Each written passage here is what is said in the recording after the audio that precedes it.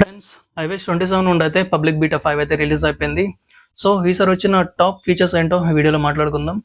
మొదటి ఫీచర్ వచ్చేసరికి visual and design లుక్కి చూసుకుంటే మనకి సఫారీ అండ్ సిరి ఇప్పుడు ఒక కొత్త యాప్ లుక్ ఐకాన్స్ అయితే కనిపిస్తాయి అనమాట. ఇప్పుడు మరికొంత ట్రాన్స్పరెన్సీ లుక్ని అయితే ఈ యాప్స్కి అయితే యాడ్ చేశారనమాట.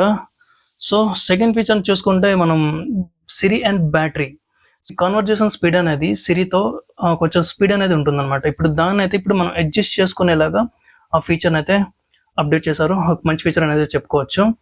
అండ్ బ్యాటరీ విషయానికి వస్తే ఇప్పుడు మనకి సమ్ ప్లేసెస్లో నెట్వర్క్ అనేది డ్రాప్ డౌన్ అవుతుంది అనమాట. సో ఆ టైంలో మనకి సెట్టింగ్స్ నుంచి అయితే బ్యాటరీ అలర్ట్ అనేది అయితే వస్తుందన్నమాట. సో థర్డ్ ఫీచర్ చూసుకుంటే spot light and wallet. And spot లైట్లో మనకి డైలీ యూస్ చేసే యాప్స్ ఉంటాయి కదా. సో యాప్స్ నుండి అయితే మనం 4 to 5 యాప్స్ వరకు యాప్స్ని అయితే మనం మాన్యువల్గా సజెస్ట్ చేసుకోవచ్చు అనమాట. లైక్ మనం డైలీ ఏవైతే యాప్స్ అయితే యూజ్ చేస్తామో ఆ యాప్స్ని అయితే మనం అప్డేట్ చేసుకోవచ్చు అనమాట.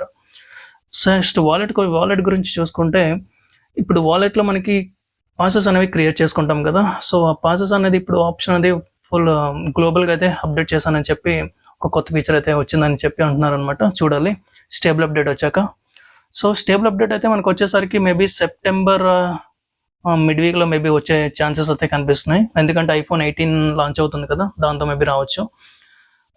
నెక్స్ట్ అంతే ఫ్రెండ్స్. వీడియో ఎలా అనిపించిందో కింద కామెంట్ చేయండి. సో ఇలాంటి టెక్ వీడియోస్ కోసం ఇప్పుడే మన ఛానల్ అయితే సబ్స్క్రైబ్ చేసుకోండి ఫ్రెండ్స్.